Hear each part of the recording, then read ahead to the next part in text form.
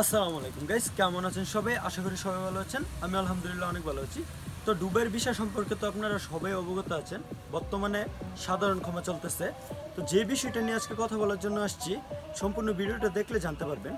আগে বলে নিই যে যারা সাধারণ ক্ষমার আন্ডারে আছেন, মানে যাদের ভিসার মধ্যে ফাইন আছে বা যারা স্পন্ডিংয়ের মধ্যে আছেন, তারা যত তাড়াতাড়ি সম্ভব এই সাধারণ ক্ষমার সময়টা থাকতে থাকতে আপনারা বৈধ হয়ে নেন, অবৈধ থেকে বৈধ হয়ে যান।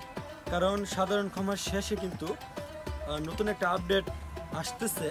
এখনও পুরোপুরিভাবে অফিসিয়ালভাবে আসে নাই, তবে যতটুকু শুনতে পারতেছি যে সাধারণ ক্ষমার পরেই কিন্তু যত ধরনের অবৈধ মানুষ আছে সবাইকে কিন্তু দুবাই সরকার ধরে ধরে দেশে পাঠিয়ে দেবে।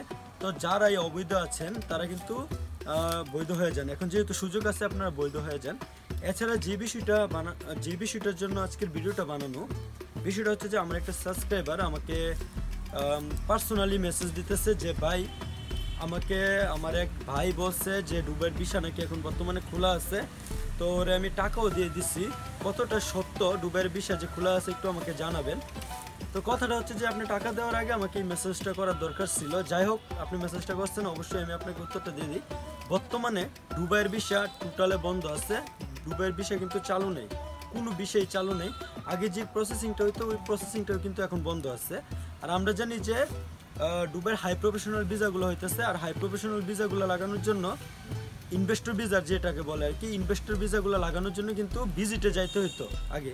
তো এখনও বর্তমানে যেহেতু ভিজিট বন্ধ আছে, যে সেহেতু যারা দুবাইয়ের মধ্যে ইতিমধ্যে আছে তারা শুধু ইনভেস্টর ভিসাগুলো লাগাইতে পারতেছে। এছাড়া নতুন করে কিন্তু বাংলাদেশ থেকে কোনো মানুষ যাইতে পারতেছে না। তো আপনি টাকা দিচ্ছেন, ঠিক আছে, আপনি যেহেতু নিজের মানুষ, যদি টাকাটা ব্যাগ নিতে পারেন ব্যাগ নিয়ে নেন। কারণ দুবাইয়ের ভিসা এখন টোটালে বর্তমানে বন্ধ আছে।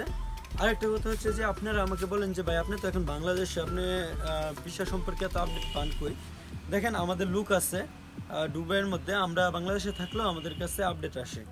আশা করি বুঝতে পেরেছেন। যদি ভিডিও ভালো লাগে ভিডিওতে লাইক করবেন, কমেন্ট করবেন, চ্যানেলটাকে সাবস্ক্রাইব করতে ভুলবেন না। আল্লাহ হাফেজ।